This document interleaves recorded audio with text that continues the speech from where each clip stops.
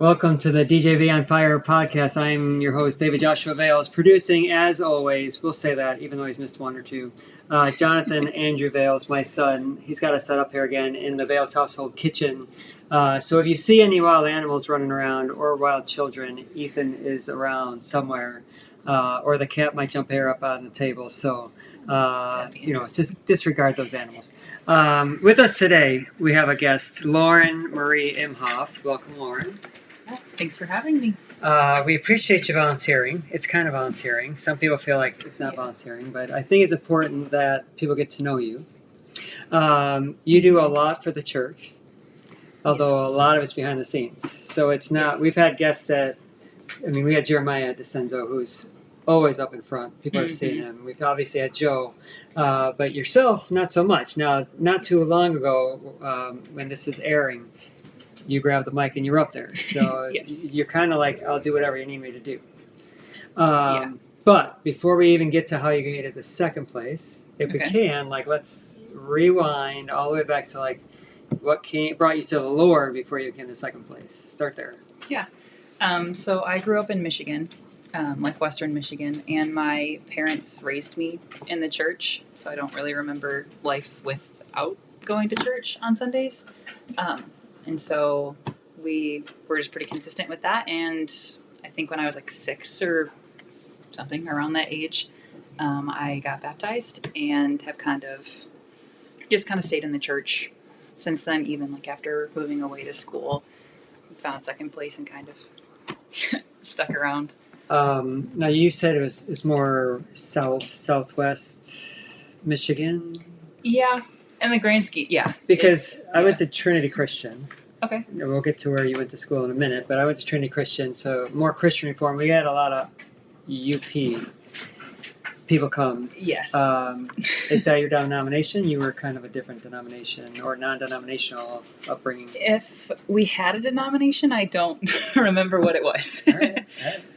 We went to one church until I was 7, and I don't really remember that church too much. But then we moved to more of a Baptist church that had a better kids program. Because at the other church, we just sat in service with my parents. And I think they were not that we don't want you here, but you can have your own. So we ended up going to more of a Baptist church. But I'm not sure if it was true Baptist. Well, Joe had just spoke how there was 300 different kind of Baptists. My goodness. So one of those ones. It was one of those ones. So speaking of you talked about how there was a church you just sat in service, and then they felt like there's another one. One of the things I appreciate from second place is that we have services where we have everybody together, and so kids are watching the parents worship and worshiping together, or even before the pandemic, we start together and then end together, and even now the kids are coming back in. But but I appreciate that aspect of it. But still being able to then go and have their own lessons, which I think you probably have a little bit of an involvement in that aspect too. What brought you to second place then? So when it was time for me to be... That's our dog, Winston. Yeah, Winston. That sound effect was Winston's growl or roar. Anyway. He just wants to be included. It's fine. No, but when I was a senior in high school, and it was time for me to pick a college, I was dead set on going to Indiana Wesleyan. And then one thing led to another, and it ended up basically not working out. And then I was well, I have to pick a college because it's March of my senior year. I was I gotta go somewhere. All right, I was waiting. Yeah, unintentionally, I guess. But I had gotten a letter in the mail from Olivet, and so I went down to visit with my dad, and I was okay, this is the spot. So I ended up going to Olivet, and my freshman year, one of my RAs on the floor was asking us if we had a church that we were going to, because it was the second or third week into school, so everyone was church hopping and trying to figure out that whole thing. And my roommate and I were no, I don't think we really have anything planned. And she was well, do you want to go to a hipster church in a warehouse? And I was excuse, do I what? I was I think so. I think I want that. Check it out. Yeah, and so she drove that weekend. We pulled up, and I was you were not joking. This is a legit warehouse. And then we walked in, and I don't really remember a ton about that day. All I remembered was just like, I do not like it here. Do not It's like like, it's like, no, I am not a fan. Like, I was like, okay, I'll just like be polite, like finish it out, like not, I don't know, be dramatic. And then my roommate and my friend that we went with, and we ended up talking to Joe. They were like, oh my gosh, we love it here. Like, this is the best church ever. And I was like, well, I only know these two people. I was like, I'm not going to go to church like by myself. Yeah. So one thing led to another, and I think I was just being more dramatic the Yeah. first day, because I'm still around. You're still around. How many years later? Can you say that? Well, since 2014. Okay. So That's quite a 6 or while. 7, yeah. Did you find? I mean, obviously, the way you just said that hipster church and warehouse, Yes. but like, was it that completely different than what you had been known for church? Yeah, and I think that's part of the reason why I didn't like it, just because it was like, there was a lot of like freedom and vulnerability. I Yeah. think like just walking into it, and you can tell that there was like a different air about like the space itself and the people, and Mm-hmm. basically they're just friendliness and kindness of like inviting people in and welcoming. And at that point in my life, I was like, no, vulnerability does not Right. exist for me. Please don't talk to me Yeah. unless you just want to be polite. Uh-huh. And yeah, that worked out really well for me. So, And we talked about that a little bit about being vulnerable while we were off camera, but being on a podcast and then yes. having people watch this back, it's intimidating a little bit. But you came back. The music completely different, or is that the music was kind of the? I think I enjoyed the music the most. Yeah. I feel like worship at Second Place compared to what I had always known was it was more personal.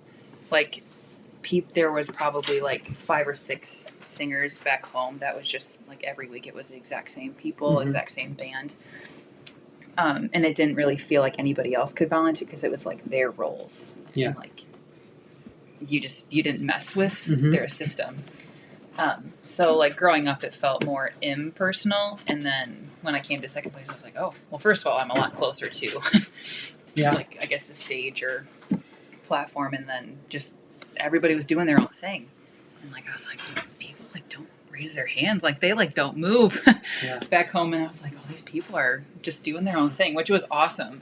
And I think looking back, it was a really great stepping stone to like open up doors of how I worship too. So That was the beginning of your freshman year? yes. Okay.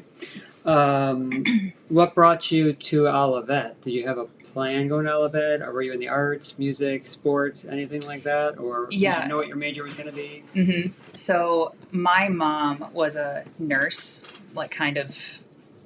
So when she met my dad, she was studying to be a nursing Mhm. student, and by the time she like had me, so I'm the oldest of 3. Okay.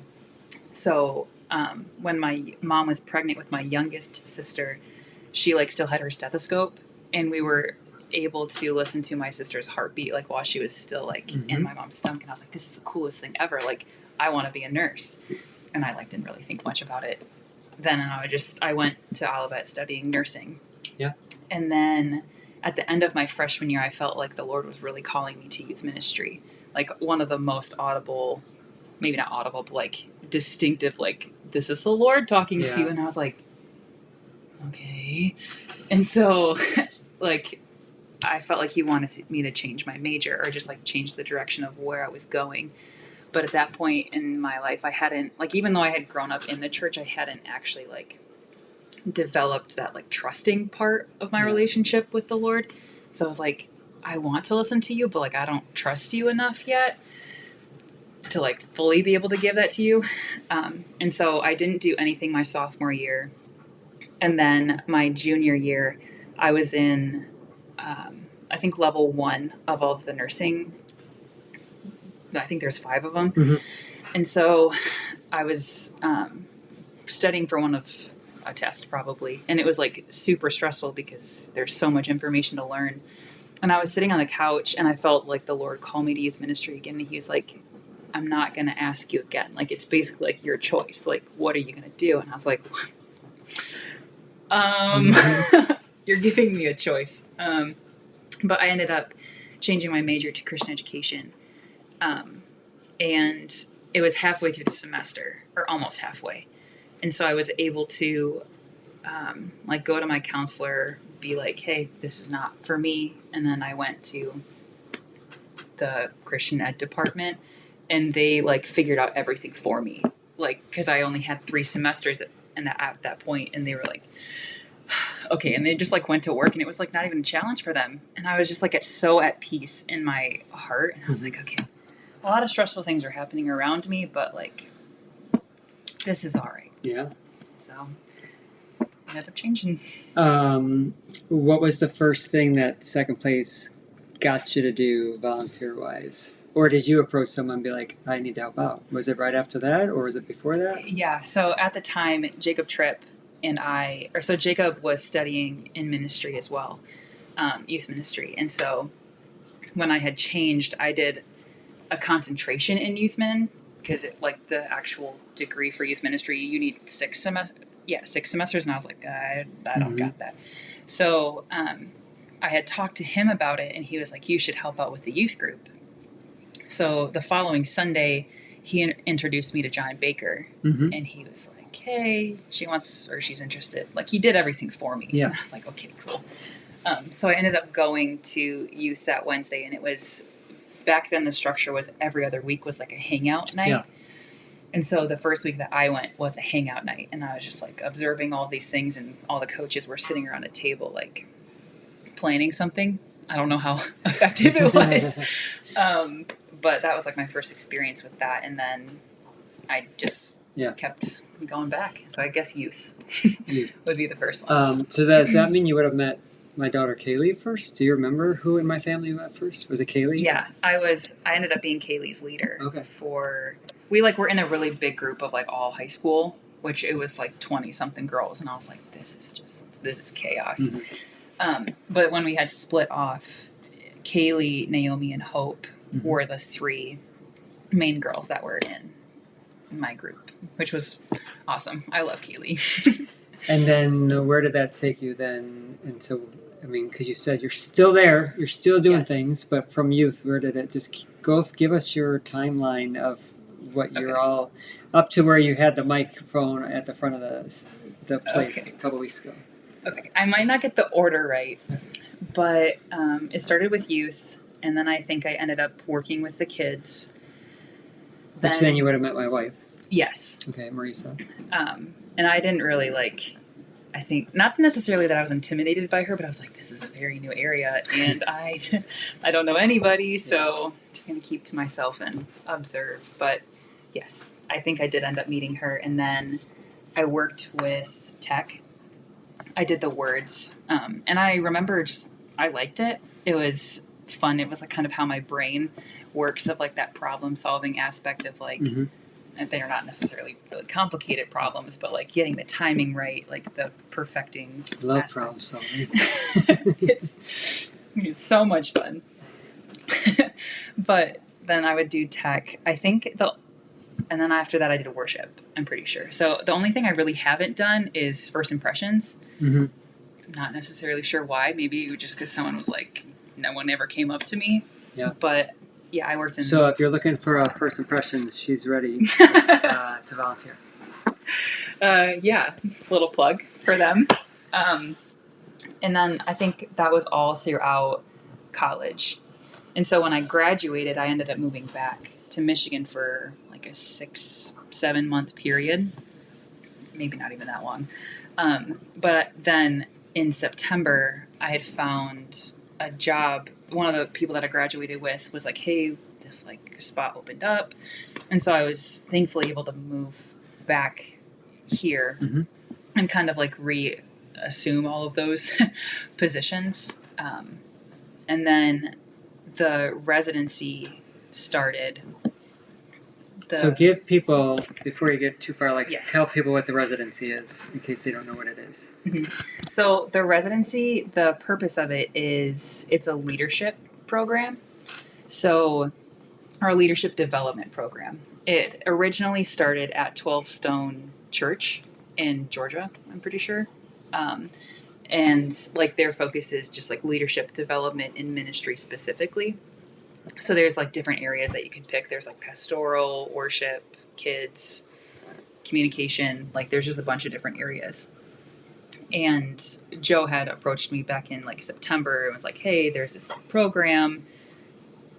Get your thoughts on it, blah, blah, blah. Then nothing happened until the following June. But the main emphasis of it is leadership development. So you get like an hour and a half time where you get a video and you can discuss with like all the people that are in the residency about, like, it's basically you're in school. So like the curriculum that you use, you fill out like the worksheet, you discuss it, and then there's like practical application parts of it too. So it's awesome. I've loved How many people are currently involved, and is it kind of like a college where there's different levels, or is there just one group all in the same spot and you're all together right now? How is it working? So right now there's 3 of us, including myself. So it's myself, Micah, and Ashley. Okay. And we all have like our different areas that we're studying. And I think right now we're all on the same level. So it's a 2-year program. So we started it in June 2019. So we'll be done in June of this year.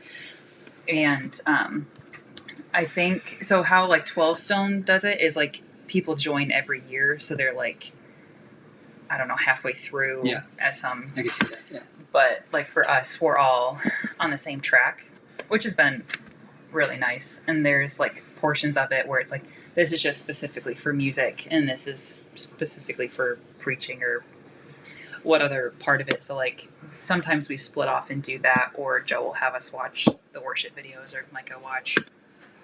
Kind of just depends. Yeah. On the week. You talked about working tech a little bit, but then the pandemic hit and everybody had to pivot. Yes. And so talk a little bit about, like, because you two were involved in a little bit of trying to figure out how we were still going to reach people when we weren't all together. Yeah. Or whatever other aspects of it. What were some of the challenges? Some of the challenges. So before the pandemic hit, the live stream was very much on the back burner for us. It was off of an iPad. I'm not even sure what software we used or like what, but we used like a little camera that we would just set up every week back in the tech booth at the warehouse. So you get like a big shot of like everybody in the. So we recorded chairs. every service when we were in person. Some people didn't even know that. If the Wi-Fi worked. If the Wi-Fi. Yes. Yeah, all right. That's always the problem. Yeah. Is the Wi-Fi. But yeah, so some of the problems with that were we just had to update everything, like how we did it, how we presented all of like the information. And when the pandemic first hit, everybody was home. So it's like you're not even in like a familiar place of like, this is where we usually do like church and all of these things. And so for those first couple months, I wasn't even a part of it. Joe had asked me to be the tech lead, or if I would take on that role as part of the residency, which I'm not sure how like actual like residency, or just like, hey, can you help out? And I was pretty hesitant at first. And he likes to joke about how there's like a 2-week like incubation period, like for me to like process it and then actually give you like an answer. So I had ended up saying yes to that. And so for the first like big chunk of it, everybody was home and like I wasn't really able to participate because everybody was over at the DeCenzos and I was still working full time with people who were already kind of health-wise not the best. I mean, the DeCenzos were literally like the music was coming from their basement. Yep. Joe was Everything. facing a different wall, but in the basement, they would change camera like they were going someplace else. But it was just family, and so yes, you couldn't bare have minimum. done anything. Right. Yeah, couldn't have done anything if I wanted to. Mm-hmm.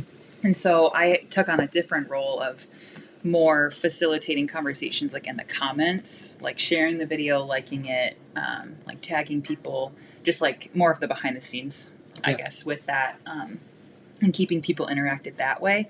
And I was able to do that for a couple months, maybe like 2 or 3.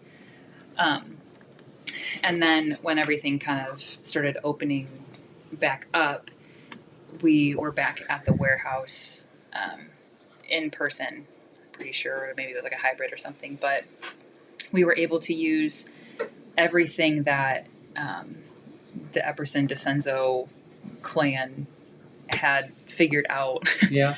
like software, how to do it, shots, music, and translate that back into the warehouse.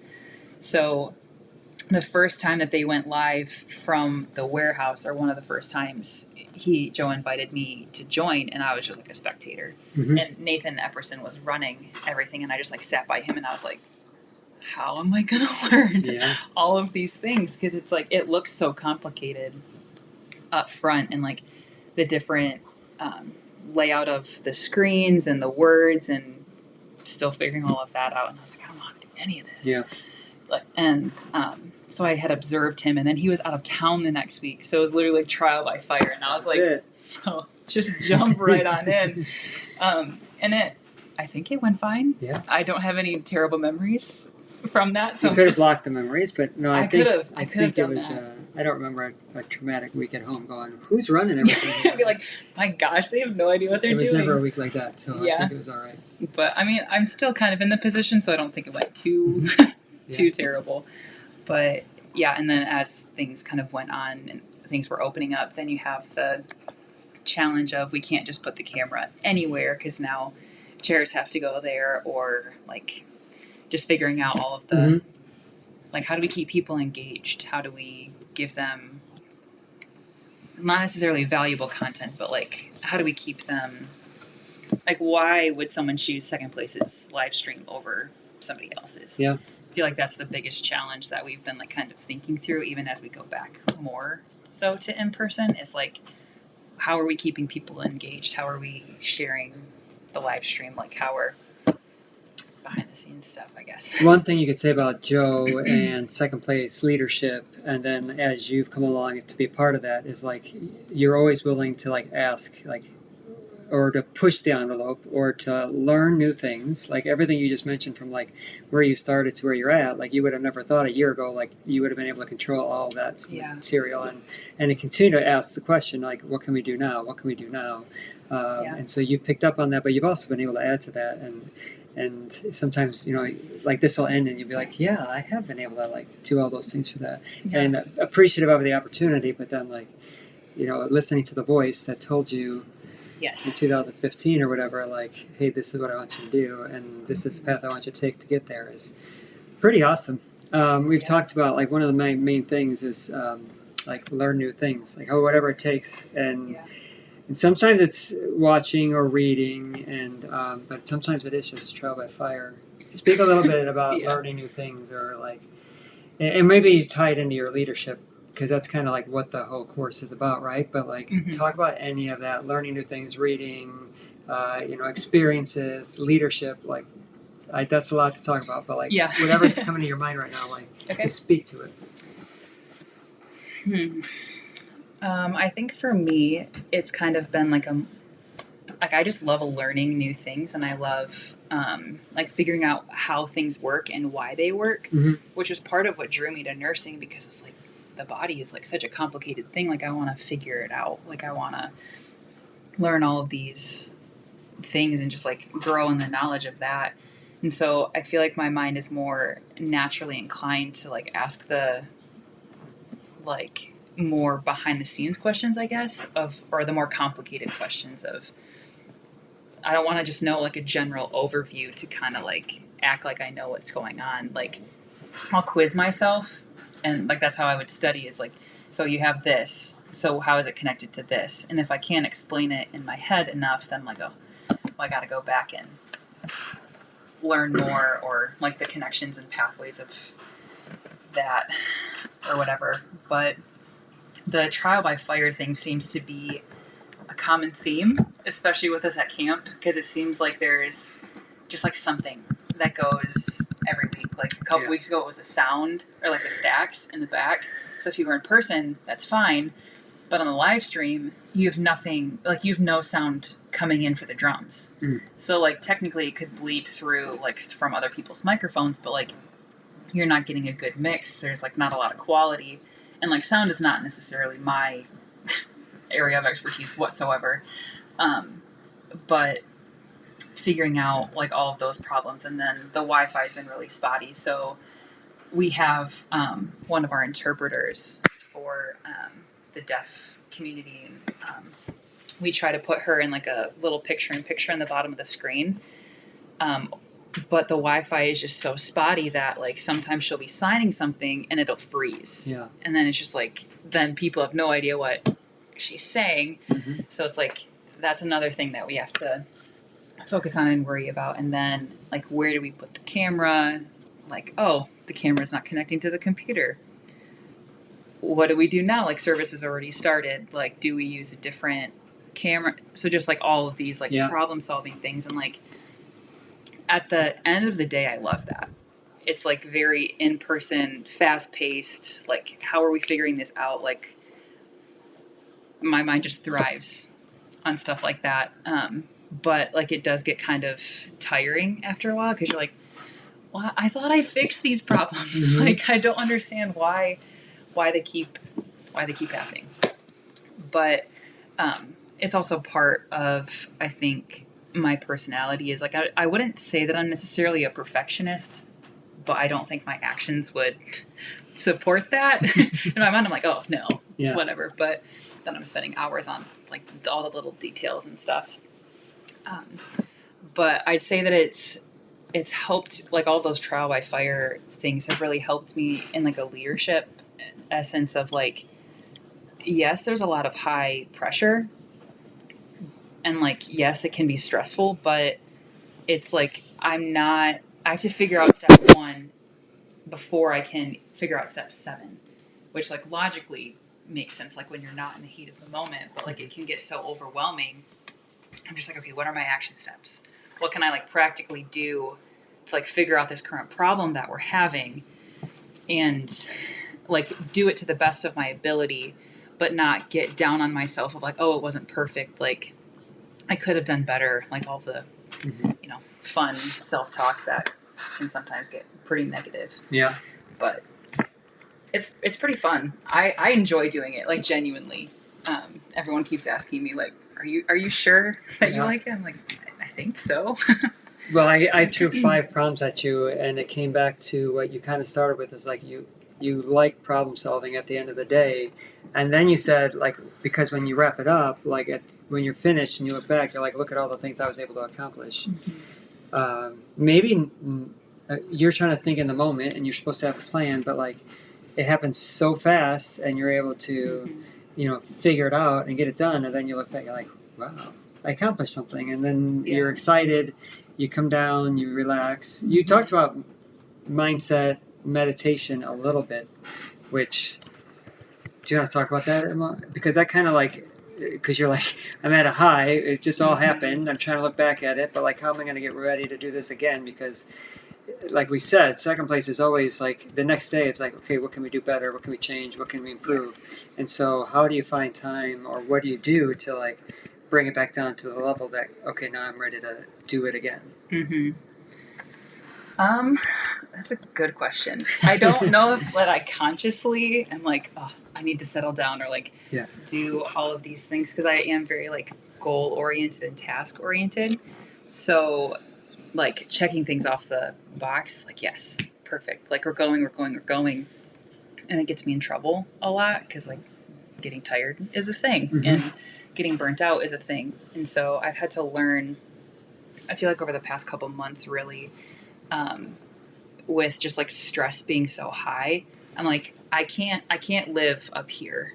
Like I have to regulate something. Like there has to be peace at like some point. And so I downloaded the Headspace app on my phone, and just like, I love listening to Andy's voice, like the main guy who does it. Okay. Like it's just so, like the second I hear his voice, I'm like, okay, like maybe I just conditioned myself for that. But I have noticed like a significant difference when I take the time to just like be still and not just like rush into things with my day, not start thinking of like, I have this to do at like these specific times, or like all these things that I want to get done. So I've tried to implement like doing my Jesus time at the very, very beginning of my day. And with that, like making sure that I try to sit still and like be quiet and focus on like my breathing, or just clearing my head, or like not punishing myself for like having thoughts that like I don't want there, but just like observing them, which is like what the Headspace app talks a lot about, is just like observing your thoughts. Like you're sitting on the side of a highway with like all of these like rushing cars passing by, but those cars are your thoughts. Mm-hmm. And so like learning, it's almost like just a simple tool of like not paying so much attention to every thought that passes or every, and like it's translated that to like every circumstance that happens. So it's like all of these things are like really important, but like how am I centering myself and bringing Jesus into those moments with me of like, where are we going? Like, I need your help and your guidance, and I suck at that. Mm-hmm. I suck at bringing Jesus along because I'm just like, let's go, like the fun part of it. And recently I feel like I have needed to bring him in more because it's just, I don't want to live my life without his guidance or without him, like his presence in my life.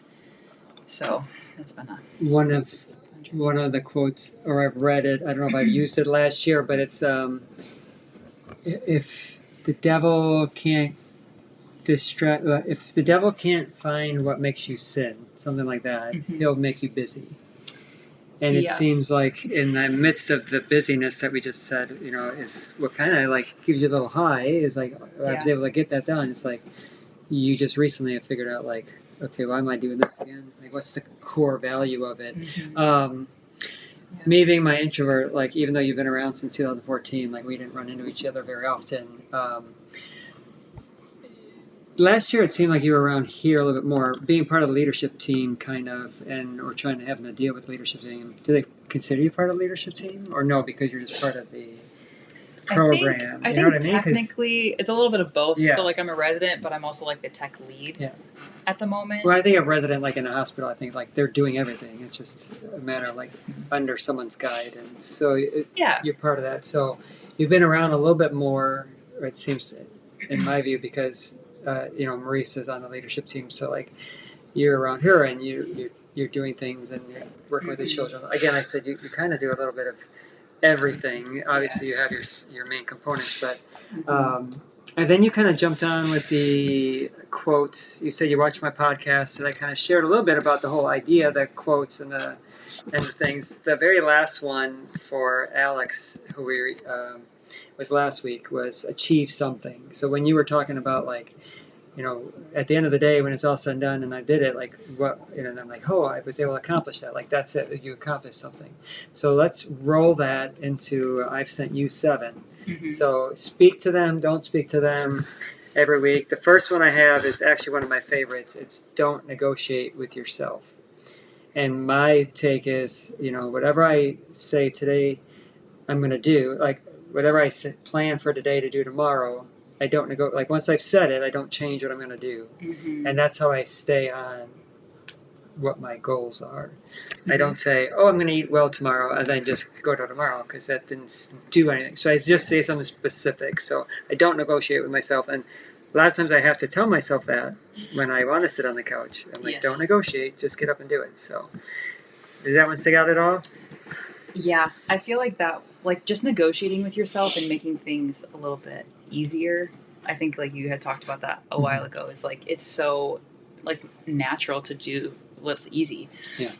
And like it takes a lot of like self-discipline or just like discipline in general to like get done the things that like you dream about or the things that like drive you. Like even if it is like more naturally easier or like you want to do it more, like it still takes like a ton of discipline to actually like on the days you don't feel like it, be like I don't want to get out of bed. But like yesterday I said that I would do all of these things. And the hardest part for me is almost like the opposite. So like it's not necessarily that I have to negotiate or like I don't negotiate with myself of getting things done. Like I absolutely cannot negotiate with myself for resting.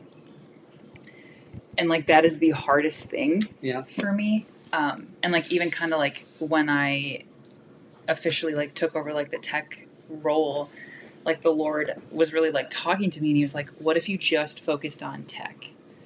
So like I ended up dropping music. I was dropping kids, and like was more focused on like just tech and like being able to sustain that, and which was hard because like at the end of a Sunday I could be like, oh, I did this, I did this, I did this. But like at the end of the day, like I'm not, like I shouldn't be going to church to like accomplish all of these things. It's more like I want to learn and like develop my relationship with the Lord. So it's like for me, the non-negotiables is like being at peace, like calming my mind, breathing, like actually like resting, like for a full day. I'm like, okay, I'm still sitting here. I mean, that's so important that people hear that like that's even just as important of like, I'm going to exercise tomorrow. Like you saying, I need to rest tomorrow. Yeah. And then like not negotiating. It'll be like, well, I got this to do and this to do. Like you set the plan already. Then that's what you have to stick with. And that's hard. That's hard to do for people. Because like tiny little things come up all the time. Yeah. That's like, oh, I said I wouldn't rest, or I said I would rest today. But like, I just have to go to the store and like drop this off. Yeah. Like there's like so minuscule little things where it's just like, oh, it's not a big deal. But like at the end of the day, it's like, well, then you negotiated with yourself and you're not resting. Yeah. Or you're not like doing these things. And I'm like, the standard. It's hard. Next one. Every day in every way, I'm getting better and better. My first thing is, this is a cute one, isn't it? Easy to remember, covers a lot of bases, a little chicken soup for the soul.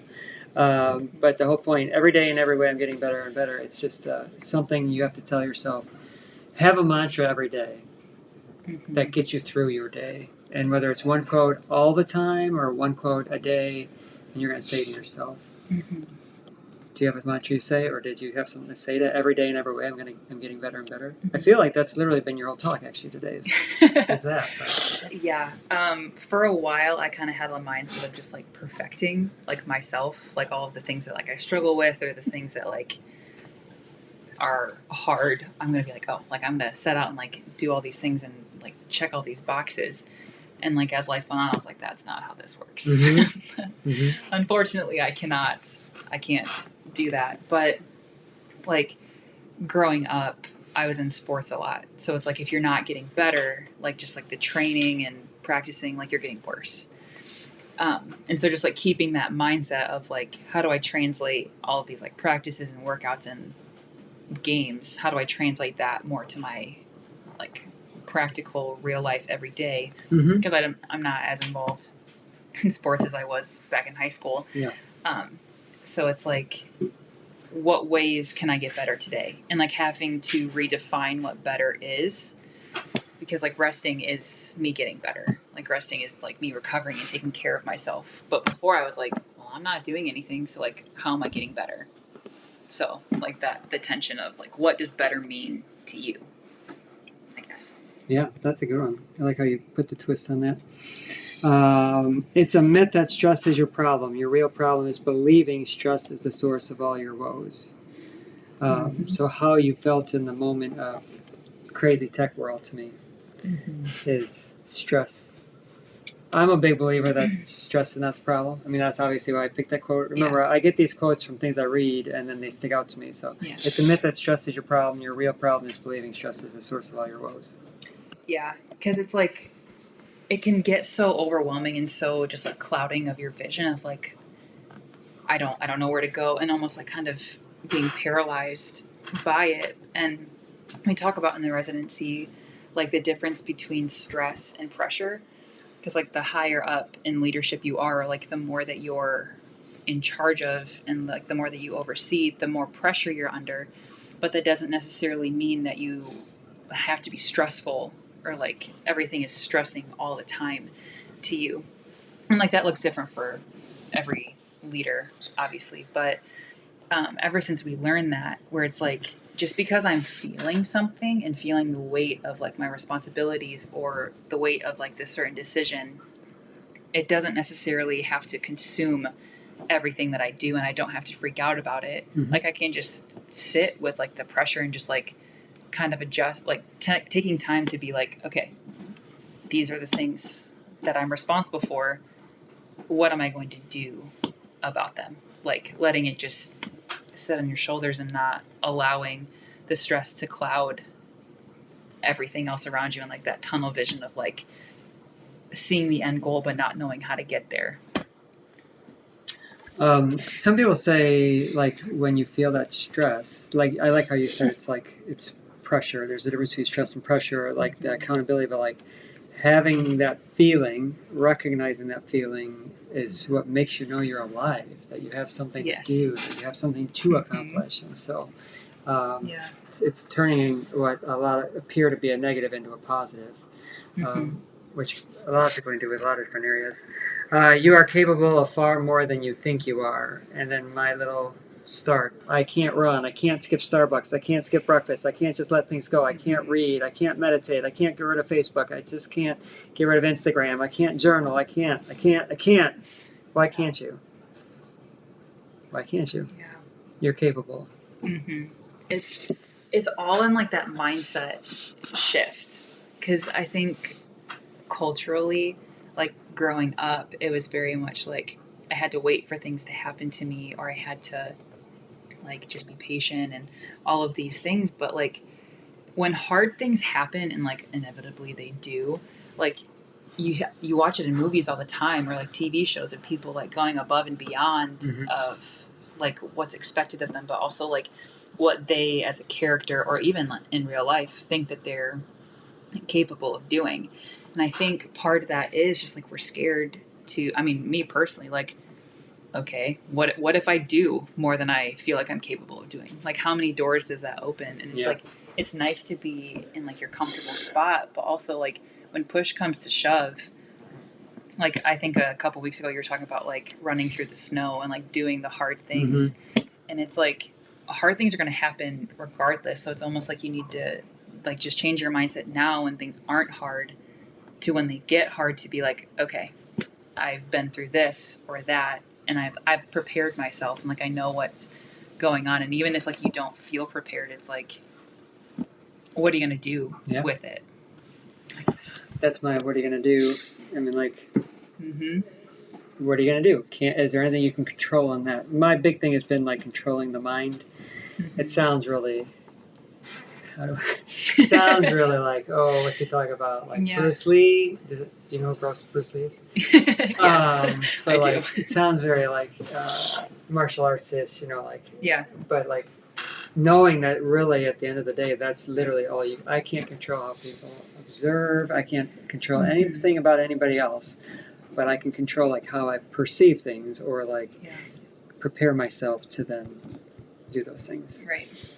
All the fuel and energy you need is inside of you. Yeah. That kind of goes off the quote that we were just saying, where it's like that mindset shift of like you, like as individuals, we have so much, like everybody has influence, like with the leadership summit, like Craig Rochelle, a big thing of like developing leaders, and like leadership is influence.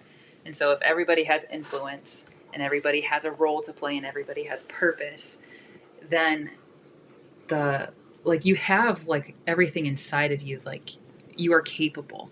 And I think a lot of people, especially me, get tripped up by that, because we'll be like, oh, like I want to be a more generous person, or I want to be this or that.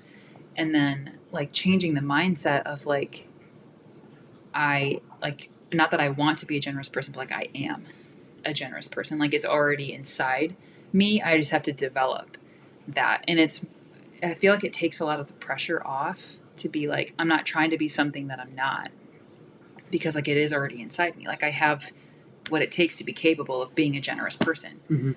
I just like most of the time don't feel that way, but like I just have to work at developing like that aspect. Like there's so much that we can do as people. You said a phrase in there, I am, did you say I am grateful? I am, do you remember what you said? Generous. I was thinking all the G words. I am generous. So in a book by Stephen Furtick, do you know who that is? He's a mega church pastor, but in a book called Unqualified, because someone said he wasn't qualified to run the church, and he goes, well, who's qualified to do anything for God? Right. And then you can list everything in the Bible, but he's taking God's name in vain. So this one is huge for me personally, and so when you said I am, they're like put a little star. I haven't said this on any podcast yet. Like saying I am is where you start to talk about God's name, because God says I am. Oh yeah. And so when you say I am not loved, I am not capable, I am ugly, I am tired, I am slow. Tired's like that. But when you're doing that, he's like, that's when you're taking the Lord's name in vain. Mm-hmm. So we always think of like just saying OMG. Yeah. Like you tell kids, don't say OMG because you're saying it. But like when he said that, when he wrote that in the book, and I read that, like that just jumped out at me, like because we all have done that in our lives. Yes. And then you saying right here, like I am, and then like put the correct word there, because we are worthy, we are good enough, we are generous, we are all of those things. So. But those are like the hardest ones, like the I am worthy one, like I am chosen, like I am a child of God. And it's like, those are the ones that like, those ones hit me to my core. Because majority of the time I'm like, no. No. I don't agree with you on that one. Like logically I know it, but like the head to heart connection, I'm just like, that I struggle with that one a lot. Which I agreed until I read that. Then I'm like, okay, I believe that God says I am. And so when I tie that to God, he said, all right, take the I am out of it and put the word God there. God is worthy. So if you're saying I am, and then you're saying I am not worthy, then you're literally saying God is not worthy. And so when I read that was the end of the year last year, maybe in November. I'm like, oh, like it changed everything on how I looked at it. And I could no longer say, oh, my head and my heart doesn't get it. So think about that one, if you've never heard it that way. Like, because it, literally when you say it that way, and you're like, well, if God is I am, it's a math thing, problem solving. Yes. If you take out the I am and put in God, and then you say, I am not worthy, or I am not, just whatever, then you put the God in there, and it's like, well, I would never say that about God. Right. Well, God is I am. So I'm like, wow, that set me up for some. The lifelong process of definitely a lifelong process. Trying to figure it all out. Of being there, which is why you need to be alone with your thoughts sometimes, to give it the opportunity to like think it over. Adapt and overcome. Totally just a military one, but I think we all could do that. And again, this was a good week for you, because it seemed like everything you talked about like led us to these quotes. And I don't know if you did that on purpose because you knew these ahead of time, but like no, it's one of those like God moments going through. Yeah, I feel like throughout my whole life, kind of just like looking back at it, like being adaptable has been like one of the key things that I've like had to be, and like that mindset shift and like the role change. Because like my family, like we moved a lot when I was a kid. And so like even like having to adapt, like, and being the oldest, where it's like, okay, I'm in a completely different place that I don't, like, I'm not familiar with this house, but like I have to be a good example to my sisters. I don't want to put too much pressure on my parents. Like learning how, like what it takes for me to like kind of that pivot mindset of like, okay, I thought I was going this way, but turns out we're going the complete opposite direction. And like even changing my major with that, whereas like for so long I'd wanted like this way. I was like, how about we go that way? like it's so easy to like take those moments and kind of be like, meh. Yeah. Like, okay, fine. I guess this is, and like almost pouting about it.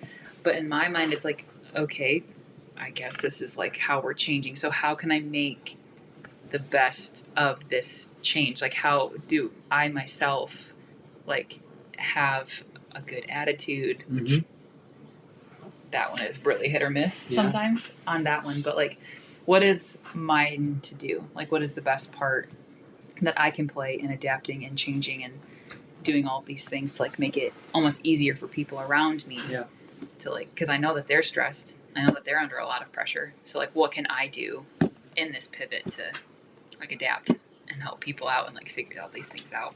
It's pretty wise. You're not that old, so that's you're pretty wise for your age. I'll tell you that. Nope, I'm almost 25. A couple more. The gap between being broken and having a breakthrough is so narrow. Sometimes it's impossible to see. And then, Jonathan, can you see the picture that I put on that? Should I put on? Can you see it? A little bit closer. Yeah, that's decent. We'll figure it out. But it's a guy who's digging for a buried treasure, basically, and then literally he's like an inch away from the diamonds, and he decides to just give up and move back, go a different direction. So, Yeah. not because he was called. Yeah, I feel like when I hear you say that quote, I feel like I live in the tension of that a lot. Like it's almost like a trench between like one side or the other. And I like being broken. Like it's so easy to have like that victim mindset of just like, why do all these things keep happening? Or like, I thought I fixed this. Like, and get really discouraged by like that path, but also like in the trench on the other side that you're so close to is like that breakthrough and like all of the hours that you've put in and like all the preparation or just like all of the glorious gifts that like God has for you. And it's like that tension of like walking in between almost both of them where it's like I don't want to be consumed by all of these like broken things and like a broken mindset of like how I'm processing things because like that's not fair. Like what you talked about, like I am worthy, like I am grateful. It's like I can't live in that because that's not what I'm called for. Like I'm not like the Lord loves us too much to let us stay like in our brokenness and stay just like down on ourselves. But like also living in like the opposite and like that's always the goal because like we like nice things, we like easy things or whatever, but like staying almost grounded by the brokenness. I feel like if that's even fair to say, like just there's a lot of tension between it and it's easy to get consumed by either one. Definitely. Balance has been a big word for me. We've talked about it with our boys volleyball team has talked about balance. Last week did Alex say that in the podcast? He talked about chaos and order, and Drew Epperson, the original pastor, second place, he did a sermon. I asked him this. I reached out to him and he sent it to me, like kind of the good and the bad, or like. And you talked about feeling like you're in that trench, and so it's the road is narrow, right? And maybe that's the trench. This is a DJV philosophizing, not quite second place, but like that's where we are meant to be sometimes, and so. Staying on the path. Anything else you thought of before we got here that you wanted to make sure you covered? Oh, it's just like one last. No, I don't think feel so. like you talked. Not off the top of my head. That's pretty good. How do we do? Are we about an hour? Oh wow. Good. Rock on. No, that was pretty good. Just from the very beginning, and then. So, what is your plan for this? So you're in June. You're going to be supposed to wrap up. Yes. Is there a plan? Is it? A lot of people are saying we write things in pencil because you just never know. Do you have anything even written in pencil? No, I don't know. I don't think so. I'm gonna go with no since I said I don't know. But I think like my plan is kind of in the making. It doesn't also feel like February's over, so I feel like in my mind I'm like, oh, I have so much time, and I'm like, okay. So right now I don't have a plan. I would like to stay in the area. And that kind of just like depends on where I'm able to find a job. But I would really like to continue doing all of the things that I've been learning, like with tech and how to like apply that. Because it's just been a lot of fun and I really enjoy doing that. So if I can find something where I can keep doing that, and I'd like to stay at second place and basically just like continue what I'm doing, it just might look a little bit different and having to adapt yet again. Yeah. And while you're doing that, you said like recently you've been kind of working on yourself as well. Not that you always haven't, but you feel like your eyes are open a little bit recently, and so that really maybe your 2021 is not only to know where you're supposed to go, like God, let me know what I'm supposed to do. Is this the year? Am I gonna? But like to just continue to adapt, work on the things that if you watch this back, you're gonna be like, oh, I said that, like that's how I kind of feel sometimes, or like having a positive attitude and reminding yourself about stress. And now you're gonna work on the I am statement, Yes. or at least think about it a little bit more. But it sounds like you got quite the year ahead of you, and you've come so far already, though. So it's like keeping that like endurance mindset of like, okay, just got to keep going. Let's go. with rest, Yes. because With rest. that's where you're focused on in doing, so that you can be just as effective in the long term. Yes. And that's important for people, I think, to not have that burnout. Yeah, because it's so easy. Like, because a lot of the times, like, I'm just distracted, and I'm like, well, I'm having fun, or I'm like doing all these things. Yeah. But not sitting still really does catch up with you, and like, you just wake up being like, what's the point?